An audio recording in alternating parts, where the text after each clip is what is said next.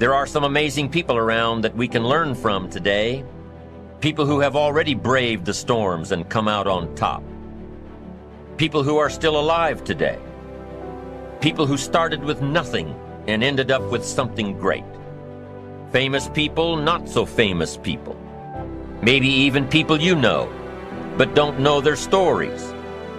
People who had an early vision and ambition. People who turned their focused dreams into the reality of success. Life is dull only to dull people. This is true, but it also could have read, life is interesting only to interesting people, or life is successful only to successful people.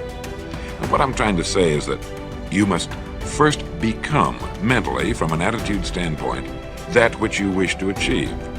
A famous restaurateur was being interviewed by a reporter who asked, "When did you become successful?" He replied, "I was successful when I was sleeping on park benches, because I knew what I wanted to do and that I would do it." In short, his attitude had been one of success, of expecting success long before the material, the tangible rewards of success had been earned.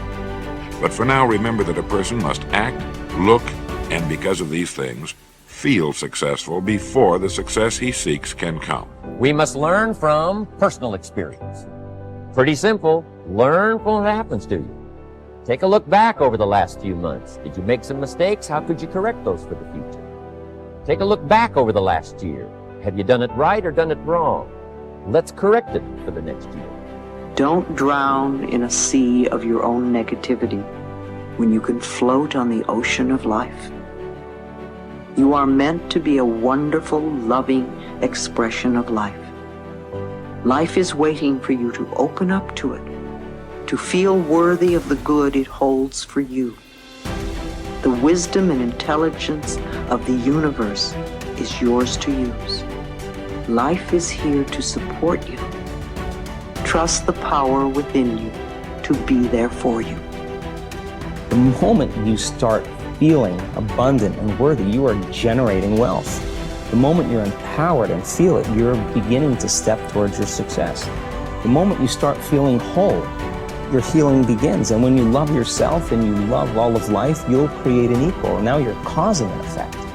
And I think that's the difference between living as a victim in your world, saying, I am this way because of this person or that thing or this experience. They made me think and feel this way.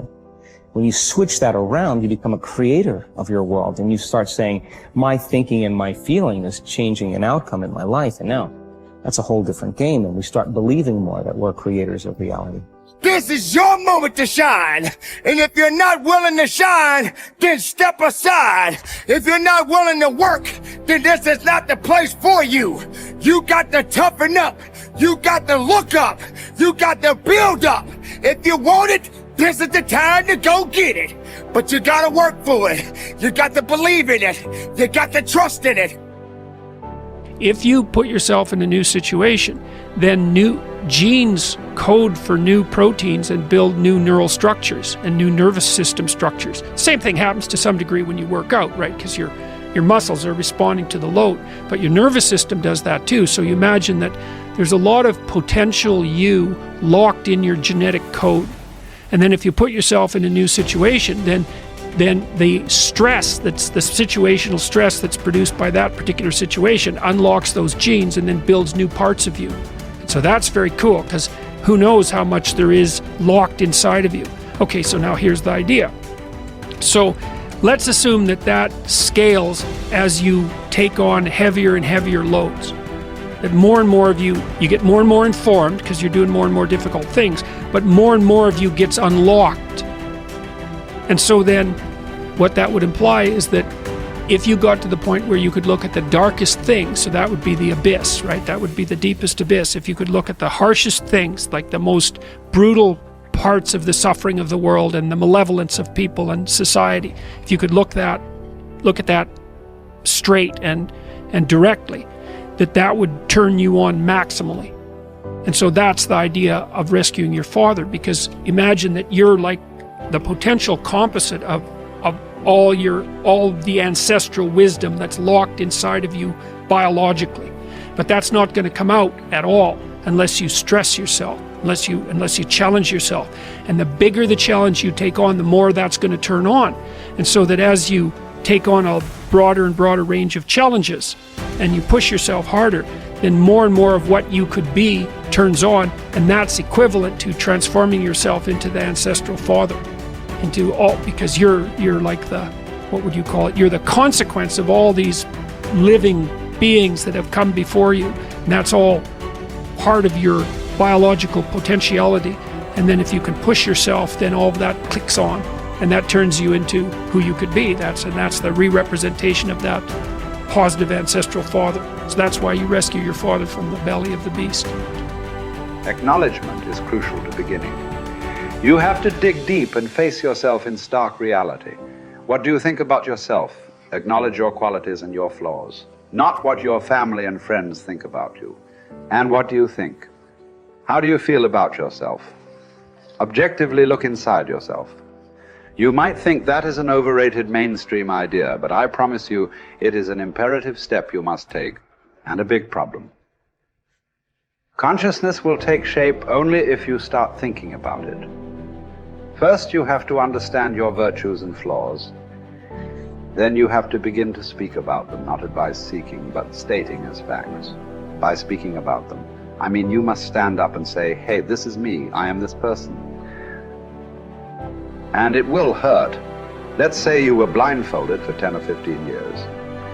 If after many years you choose to remove the blinders, when you open your eyes even the slightest bit, it will hurt as hell. So first you have to acknowledge that opening your eyes will be painful. Most of those who get this far will quit and fail because they fear pain and they fear failure. A lot of what-ifs will appear in front of them, and a lot of possibilities that might lead to failure. So they decide to do nothing, and they stick their heads back in the sand. Will you also do that? I know you won't. You are better than those who choose to be blind. You will keep going. What comes next in the process of recognizing a life that lacks confidence?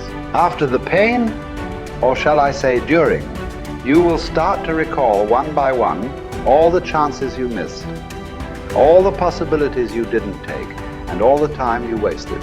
It is important to take these lessons and promise yourself it won't happen again. But don't spend too much time regretting a wasted past.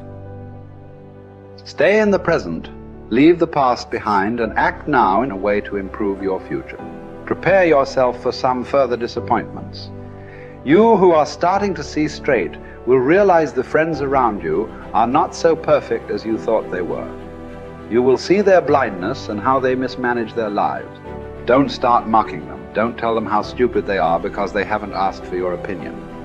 You must know they are not yet ready to open their eyes. This process has to start from within. You don't achieve worthwhile goals quickly or easily. They take time. They take struggle. They take relentless pursuit day in and day out. That's what it takes. But also, things don't usually fall apart quickly either. At least at first, it's a slow process. A little slip here, a little setback over there, a little wearing down of discipline and will over time. That's the thing. Success and failure are generally slow processes, either slowly building things up or gradually tearing them down. And that's why I say you've got to pay attention. You have to watch. You have to watch every single second, because those seconds, they turn into minutes, and minutes turn into hours, and hours turn into days, and days turn into years. And so that second that just went by, that counted. And so did that second.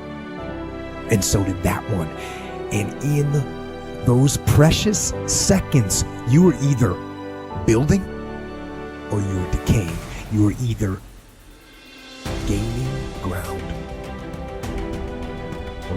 losing them in that second, and in every second. Every second counts. So make every second